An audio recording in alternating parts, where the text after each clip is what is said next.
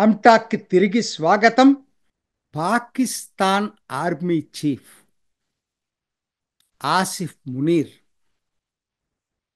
నిన్న ప్రవాస పాకిస్తానీయుల సదస్సులో మాట్లాడుతూ దారుణాతి దారుణంగా హిట్లర్ ఎప్పుడో రెండో ప్రపంచ యుద్ధంలో మేం వేరు, మేము సుపీరియర్ జాతి, మాది వేరని చెప్పినటువంటి హిట్లర్కి దగ్గరగా మాట్లాడాడు.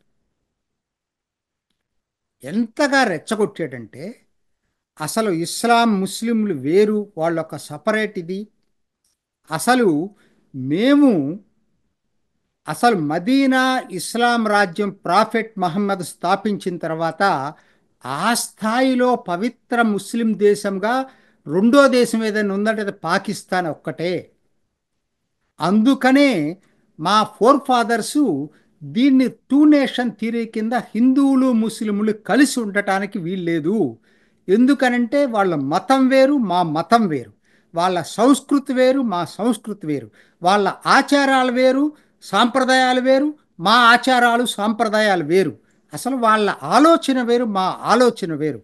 మా యాంబిషన్స్ వేరు, వాళ్ళ యాంబిషన్స్ వేరు. ఇలా రెచ్చగొట్టాడు. హిందువులు వర్సెస్ ముస్లింలట, కలిసి ఉండే అవకాశమే లేదని చెప్పాడు. ఇది అసలు సందర్భం ఏంటి? ప్రవాస పాకిస్తానీలు మన ప్రవాస భారతీయులతో ఎట్లయితే మీటింగ్ సదస్సులు జరుగుతాయో వాళ్ళు పెట్టుకున్నారు. వాళ్ళని రెచ్చగొట్టాడు పూర్తిగా. ఆ చెప్పటంలో ఉద్దేశం ఎలా కనపడిందంటే, ఒకటి హిందువుల మీద ద్వేషాన్ని రెచ్చగొట్టాడు. దానికి కాన్సిక్వెన్షియల్గా ఏంటంటే, భారత్లో ఇప్పటికే కొన్ని అపోహలతో ఉన్నటువంటి ముస్లింలని హిందువుల మీద యుద్ధానికి పురికొల్పినట్టుగా ఉంది. ఇది కొత్త విషయమేం కాదండి. 1947 విభజన టైములో జిన్నా చేసింది ఇదే కదా. 47 విభజనకు ముందు 1946 ఎన్నికల్లో జిన్నా ఇదే ఎజెండాతోటి వెళ్ళాడు కదా. దురదృష్టవశాత్తు ముస్లింలు ఆ ఆలోచన ట్రాప్లో పడిపోయారు ఆ రోజు. ఎందుకు ఆ మాట అంటున్నానంటే, కొంతమంది అంటున్నారు ఇది ఇది ముస్లింలకు సంబంధం లేదు, జిన్నా చేశాడు. కరెక్టే. కానీ ఎన్నికల్లో విభజన పేరుతోటి జిన్నా వెళ్ళాడు. టూ నేషన్ థియరీ తోటి ఎన్నికల్లోకి వెళ్ళాడు. బ్రిటిష్ వాళ్ళు కండక్ట్ చేసిన 1947 ఎన్నికల్లో ఏం జరిగింది? ఆ ఎన్నికల్లో అప్పటికి కాంగ్రెస్ పుణ్యమా అని చెప్పి ముస్లింలకి సపరేట్ ఎలక్టరేట్ ఉండేది. ఆ ఎలక్టరేట్లో ఏదైతే ముస్లిం రిజర్వ్డ్ నియోజకవర్గాలు ఉన్నాయో ఆ నియోజకవర్గాల్లో 100% 85% ముస్లిం లీగ్కే ఓటేశారు. పర్టికులర్గా భారత్లో నిజం చెప్పాలంటే ఇప్పుడున్నటువంటి పాకిస్తాన్లో వాళ్ళే ఓటేయలేదు ముస్లిం లీగ్కి. కానీ భారత్లో ఉన్నటువంటి అందరూ, ఉత్తరప్రదేశ్ దగ్గర నుంచి బీహార్ దగ్గర నుంచి ఎక్కడైనా తీసుకోండి, మనము మన తెలుగు రాష్ట్రం ఆంధ్ర మద్రాస్ ప్రావిన్స్లో ఉండేది. మద్రాసు ప్రావిన్స్లో ఉన్న ముస్లిం రిజర్వ్ నియోజకవర్గాలు అన్నీ కూడా 100% కూడా ముస్లిం లీగ్కి ఓటేశారు. ముస్లిం లీగ్ ఎజెండా ఏంటి? టూ నేషన్ థియరీ, హిందువులు వేరు, పాకిస్తానీలు వేరు, పాకిస్తాన్ని విడగొట్టాలి. మరి దానికి ముస్లింలు ఇక్కడ ఓటేశారు కదా, దేశం మొత్తం ఓటేశారు కదా. నిజంగా చెప్పాలంటే ఓటేయింది ఎక్కడ? పంజాబ్లో ఓటేయలేదు, ఇప్పుడున్న పాకిస్తాన్ పంజాబ్లో. సింధులో ఓటేయలేదు, నార్త్ వెస్ట్ ఫ్రంటియర్ ప్రావిన్స్లో ఓటేయలేదు, బంగ్లాదేశ్లో ఓటేశారు, పక్కన పెట్టండి. బట్ ఇటువైపు దాంట్లో ఇప్పుడున్న పాకిస్తాన్లో ఓటేలా. కానీ భారత్లో ఉన్న ముస్లిమ్స్ పాకిస్తాన్ కావాలని ముస్లిం లీగ్ ఎజెండా తోటి ఎన్నికల్లోకి వెళ్తే వాళ్ళకి ఓటేశారు. ఈ సత్యాన్ని గణాంకాలు చెప్తున్నాండి, ఏం చెప్పట్లేదు, చరిత్ర చెప్తా ఉంది. కాబట్టి ఇది కొత్త ఏం కాదు. ఆసిఫ్ మునీర్ ఇవాళ మాట్లాడింది కొత్త ఏం కాదు. ఒకవైపు ముస్లింలు మళ్ళా రెచ్చగొట్టడానికి ఇవాళ 78 సంవత్సరాల తర్వాత పాకిస్తాన్ మళ్ళా ఆసిఫ్ మునీర్ ప్రయత్నం చేస్తున్నాడు. ఆయనకేంటి ఇవాళ అవసరం ఏంటని మీరు అనుకోవచ్చు. ఆయన పాకిస్తాన్ అస్తిత్వంలో పడిపోయింది. మిలిటరీ అంటే ప్రజల్లో ప్రతిష్ట దిగజారిపోయింది, కిందకి వెళ్ళిపోయింది. సో ఇవాళ ఏంది, మిలిటరీకి ప్రతిష్ట తీసుకురావాలన్నా, పాకిస్తాన్ అస్తిత్వాన్ని నిలుపుకోవాలన్నా ద్వేషాన్ని రెచ్చగొట్టడం తప్పితే పాకిస్తాన్ని ఆహా ఓహో అని అనిపించటం తప్పితే ఇంకా ఆయనకు వేరే ప్రత్యామ్నాయం లేదు. అంటే డిస్పరేట్ మూడ్లో మాట్లాడాడు ఆసిఫ్ మునీర్. వాస్తవం ఏంటండి? ఆయన చెప్పిన నిజమా? మతం వేరు అంతవరకు ఒప్పుకుంటారు. మిగతా ఎక్కడ వేరండి? మీరు ఇవాళ మీరు మ్, ఏదైతే చెప్తున్నారో ఇస్లాం హిందూ వేరని, ఇవాళ మోడ్రన్ సైన్స్లో డిఎన్ఏ లెక్కలో పాకిస్తాన్లో ఉన్నటువంటి ముస్లింలు, భారత్లో ఉన్న భారతీయులు ఒక్కటే డిఎన్ఏ. అదే మీరు సౌదీ అరేబియాలో ఉన్నటువంటి అరబ్బులు, పాకిస్తాన్లో ఉన్న ముస్లింలు ఒక డిఎన్ఏ కానే కాదు. అంటే ఈ మాత్రం తెలియదంటారా ఆసిఫ్ మునీర్కి? తెలుసు. సంస్కృతి ఎట్లా వేరవుతుంది? మన కట్టు బొట్టు ఆచారాలు సాంప్రదాయాలు మతాలు వేరైనా పాకిస్తాన్ భారతీయుల యొక్క ఇవన్నీ కూడా ఒకటే. అరబ్బులు సంస్కృతి ఇక్కడ లేదు పాకిస్తాన్లో. ఆఫ్రికన్ల సంస్కృతి ఇక్కడ లేదు. ముస్లిం మతం కావచ్చు వీళ్ళందరూ కూడా. అక్కడ దాకా ఎందుకండి? 57 దేశాలు ఎందుకున్నాయండి ఇవాళ ముస్లిం దేశాలు? మరి ఒరిజినల్గా ప్రాఫిట్ మదీనా స్టార్ట్ చేసినప్పుడు, మదీనా ఇస్లామిక్ కాలిఫేట్ స్థాపించినప్పుడు, మరి ఆయన ఉద్దేశం ప్రపంచం మొత్తం ఇస్లాం కావాలనుకున్నప్పుడు ఇవాళ 57 దేశాలుగా ఎందుకు విభజించబడ్డాయి? అక్కడ దాకెందుకు? అరబ్ ఒకటే జాతి అనుకున్నటువంటి అరబ్బులో ఎన్ని దేశాలు ఉన్నాయి ముస్లిం దేశాలు? ఈవెన్ వెస్ట్ ఏషియాలోనే Saudi Arabia, Kuwait, Iraq, Jordan ఒకటా రెండా మీరు చెప్పండి. ఇలా చెప్పుకుంటూ పోతే చాలా ఉన్నాయి కదా. సో మీరు చెప్పినటువంటి ఇస్లాం అంతా ఒకటి, మిగతా వాళ్ళు వేరు అనేటువంటిది ముందు ఆ 57 దేశాలు ఒకటైనప్పుడు నేను ఒప్పుకుంటాను.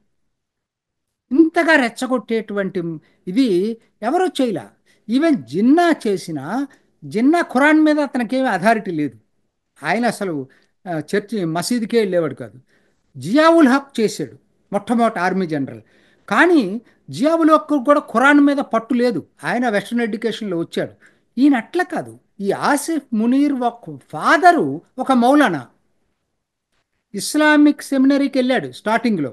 సో ఈయన ఖురాన్ని ఎక్కడైనా మీటింగుల్లో ఖురాన్ యొక్క పంక్తుల్ని ఆటోమేటిక్గా చెప్తూ ఉంటాడు. సో ఒక విధంగా రాడికల్ ఇస్లామైజేషన్ చేస్తున్నాడా ఆసిఫ్ మునార్ అనేది అనిపిస్తుంది. అందుకని నాకేమనిపిస్తుందంటే బెలూచిస్తాన్ యొక్క సాయుధ దళాలు రిబెల్స్ని టార్గెట్ చేశాడు. అదే పాకిస్తాన్ తాలిబాన్ యొక్క ఆ, వాళ్ళని టార్గెట్ చేయలే. చూడండి రెండు ఈ సందర్భంలో చేయలే, టార్గెట్ చేయలే. అంటే బెలూచీలు పెద్ద రాడికల్ ఇస్లాం ఎప్పుడు కూడా వాళ్ళు మత మౌఢ్యంతో లేరు. ముస్లింలు అయినా మత మౌఢ్యంతో లేరు. తాలిబాన్లను టార్గెట్ చేయలేదు, బెలూచీలను టార్గెట్ చేశాడు. ఒకసారి ఆలోచించండి ఇవన్నీ కూడా. అంటే ఏంటి? ఒక విధంగా రాడికల్ ఇస్లాం వాళ్ళు చెప్పేదానికి దాదాపు దగ్గరగా ఉంది ఆసిఫ్ మునీర్ చెప్పేది. అసలు ఏంటండి?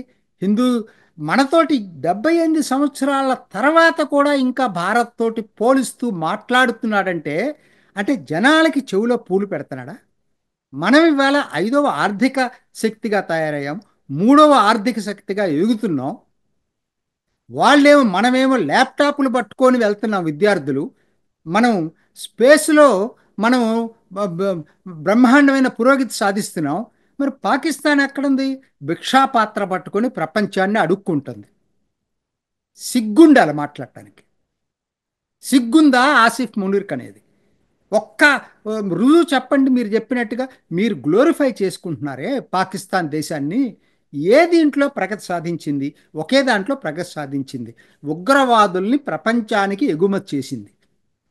మనమేమో ఇవాళ ఆధునిక యంత్రాలను ఎగుమతి చేస్తుంటే వాళ్ళు ఉగ్రవాదాన్ని ఎగుమతి చేశారు. అంతకు మించి వాళ్ళు దేంట్లోనూ ప్రగతి సాధించాల. వాళ్ళు ఇవాళ వచ్చి ఇష్టం వచ్చినట్టు వాగుతున్నారు. అక్కడ దాకా ఎందుకండి?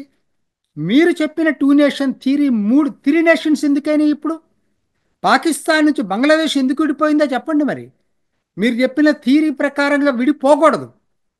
ఇవాళ బెలూచీలు స్వతంత్ర దేశం కావాలని ఎందుకు పోట్లాడుతున్నారు చెప్పండి. ఇవాళ ఖైబర్ పఖ్తూన్వా ఆల్మోస్ట్ అందుట్లో ఫేటా ఆఫ్ఘనిస్తాన్లో కలిసిపోవాలని ఎందుకు కోరుకుంటున్నారు చెప్పండి.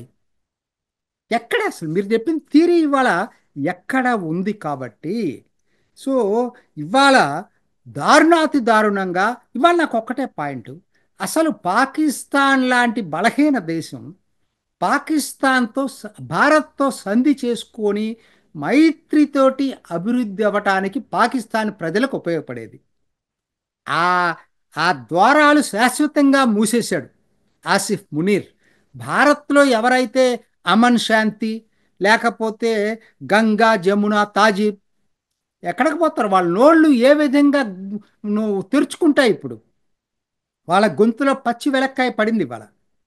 హిట్లర్ లాగా, హిట్లర్ కనీసం అర్థం ఉందండి. హిట్లర్ది వాళ్ళు ఒక ఎథ్నిసిటీ సపరేటు, జర్మన్స్ సపరేట్ జాతి, యూరోపియన్ వైట్ జాతి అయినా కూడా జర్మన్స్ ఎథ్నిసిటీ వేరు, మిగతా దేశాల ఎథ్నిసిటీ వేరు. అసలు భారత్ పాకిస్తాన్ ఎథ్నిసిటీ ఒకటే కదా, తేడా కూడా కాదు. నువ్వు ఏ ఆధారాలతోటి ఈ రెండు వేరు, సంస్కృతి వేరని చెప్పగలిగావు? అంటే నీ మనుగడ కోసం ప్రజల్ని రెచ్చగొడుతున్నావు, నీ మనుగడ కోసం ద్వేషాన్ని రెచ్చగొడుతున్నావు, నీ మనుగడ కోసం వేరే మతస్థుల్ని కించపరుస్తున్నావు. మీ బతుకులవే, మీరింకా అభివృద్ధి అయ్యే అవకాశమే లేదు. వీటిల్లో బడి కొట్టుకోండి. పాకిస్తాన్ని ఒకటిగా ఉండటానికి చివరి తంట, చివరి ప్రయత్నం ఆసిఫ్ మునీర్ చేస్తున్నాడు. కనీసం మతం పేరుతోనన్నా మళ్ళీ కలిసి ఉండాలని. మరి ఇదే పరిస్థితి బంగ్లాదేశ్లో కాలేదు కదా. కానీ మీరు ఆ పని చేయలేరు. ఇది డెస్పరేట్ అటెంప్ట్ తప్పితే ఏమీ లేదు. ఇప్పటికైనా పాకిస్తాన్ నిజస్వరూపాన్ని ఇక్కడున్న భారతీయులు అందరూ తెలుసుకొని, అందరూ ఒక్కటిగా పాకిస్తాన్ ఆలోచన విధానానికి వ్యతిరేకంగా గళమెత్తాల్సినటువంటి అవసరం ఎంతైనా ఉంది.